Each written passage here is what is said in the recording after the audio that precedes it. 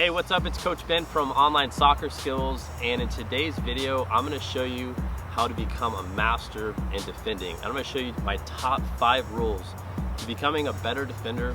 This way, when you get to the game, we can play defense in confidence. Now, the first thing we're going to talk about is what happens before the attacker gets the ball. And this is very critical. A lot of times when I'm watching defenders play, they're giving the attacker too much space. I'm talking about when they receive the ball in their first touch, they have 5-10 yards, they have too much space to attack. And what I want you to do is do the opposite. I want you to close the space down before the attacker gets it. What you want to do is make sure that you're playing goal side. This means you can always see where the ball is, and we know where the player who I'm guarding, we know where they're always standing. If they get in a position where I'm only can see the ball and I can't see the defender, I'm putting myself in a bad position. So I have to be able to see both. I have to see the player I'm guarding and the ball. This way I can start to read the attack. And this is important because anytime a midfielder plays it to the forward, if I'm guarding a forward, if I step in, I'm gonna have a much better chance to win the ball if I can read the attack rather than just be caught ball watching and not see where the player who I'm guarding. And that's very key, because what we want to do, like I said, is put pressure on the attacker. As soon as they receive the ball, they need to feel pressure. And I just remember when I used to play back in college, anytime I would receive the ball on offense, if I had 5-10 yards of space, my confidence level is going to rise. And I know if no one's going to be guarding me tight, that's going to allow me to go forward whenever I want. On the flip side, defensively, you have to make sure that you play against every attacker and you are on them, you're physical. This way you can read the attack, you know when they're going to be receiving the ball, and we can put immediate pressure. The second tip I want to talk about is your defensive positioning. I see so many times players are just standing straight up like this, they're caught diving in, and they don't know how to stand properly on defense.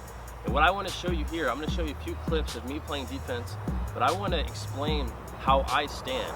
You will notice here how I'm bending my knees, and I'm always going to try to put myself on one side of the ball. And I say this because if I'm just defending the player straight on, if I'm giving them the option to go left or right, then it's going to be too easy for that player to beat me going either direction. And what I want to do instead is force them where I want them to go, which is tip number 3, is understanding the tendencies of each player that you guard. And most players out there are going to struggle with their weak foot. You're also going to notice how my feet are positioned. I know I just talked about I'm on one side of the ball, but I'm going to have one foot in front of the other, and I'm not going to be standing flat-footed. This is the thing that I know so many players struggle with. They're standing flat-footed when they're defending.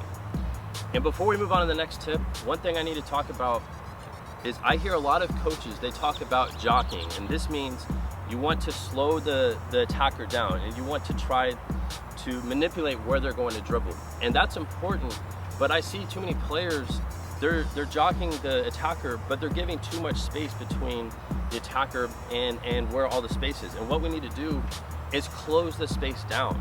Remember, the more space you're going to give the attacker, the easier it's going to be for them to go at you and attack you and beat you 1v1. So we need to do the opposite. Like I said earlier, we want to close them down quick, and then we want to position ourselves. We have to make sure our body is positioned the right way. I'm going to be standing on my toes, my knees are going to be bent here, and that's going to give me great balance when I'm defending. Tip number 3 is understanding the tendencies of the attacker. And this is very important because when you get to the game, if you're going to allow the attacker to play to their strengths, that's going to be very easy for them to beat you 1v1. And what we want to do is eliminate all the strengths that the attacker has. And we need to start to figure out how to identify what the weaknesses are for each player that you guard. And this is something you can figure out in the first couple minutes of the game. If you know a player is uncomfortable dribbling with their weak foot, let's say it's their left foot, then it's going to be really smart to force them to dribble and play with their weak foot all the time. This way it's uncomfortable for them. And the more uncomfortable you make it for the attacker, the easier it is for you. The more they're going to mess up, the more you can step in and win the ball, and the more frustrated the attacker gets. And this is very key. This is something that you can do in your game this weekend to start to force the player who you're guarding on their weak foot. And this is so important because I know if you do that, that's going to make the attacker lose confidence when they dribble the ball. The fourth step, I'm going to be talking about how to play against players who are really skillful. And this is a question that I've gotten a lot. And what I want you to think about is when you play against someone who's very skillful, we need to play smart, and we don't want to dive in. The more you dive in, the easier it is for them to get around you. So what we want to do is follow the first 3 steps we talked about. You want to make sure defensively you're standing in the right position. We're forcing them into an area where there's not a lot of space, or we're forcing them to their weak foot. And what I want you to do is, if the player is doing a bunch of different moves, if they're cutting the ball a lot, we need to stay with them. And the more you're on your toes, the more that you have better balance, the easier this is. Because now, if a player is continuously moving the ball left and right, I can stay with them. And I want to make sure that I'm moving my feet, I'm staying with the play. That's something that I know a lot of players lack. When they are defending, they will see a player come at them, they're going to be intimidated because they're doing a lot of moves, and they're just going to dive in. And what I want you to do is stay with the play, and I want you to follow the first 3 steps we talked about. That's going to give you the best possible advantage when you play against players like that. The 5th step to becoming a great defender is all about getting stuck in. And what that means is you have to be physical. This is something I remember when I was growing up, I had a lot of disadvantages. I was skinny, I was slow. I always felt like players could just kind of push me off the ball. And what I had to do is I had to learn to become more physical and go in harder into challenges.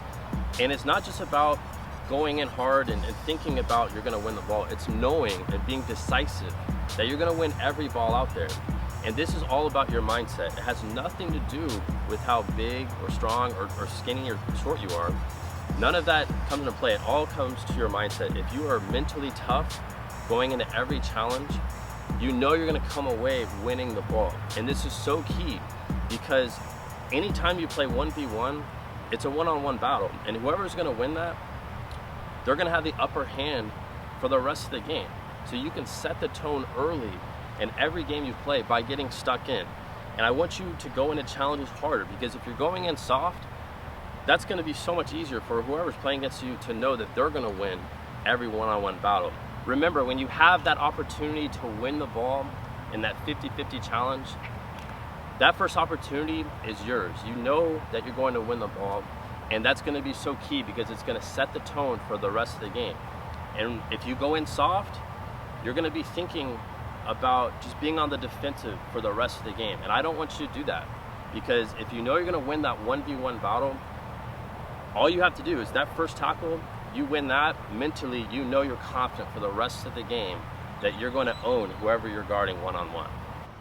All right guys, if you enjoyed this video, make sure and click the thumbs up button and let us know in the comments section what you want to see in the future. If you want more skills, more player breakdowns, whatever it is you want to see, just comment below. And if you are brand new to this channel, make sure you subscribe to what we're doing. Every Monday and Thursday at 9 a.m. we have new videos coming out. So hit that subscribe button. That way you can stay updated with all the newest videos that we have coming out. Now, if you want to become an elite soccer player, I want you to click on this video right here. We just finished creating our elite skills session, and it's a free session that's for all the serious players who want to develop and get better faster. So click that video there. If you're on any mobile device, you can't click that. Just go to the first link in the description. It's onlinesoccerskills.com/free training, and you'll be taken to the same page. All right, I'll see you next time.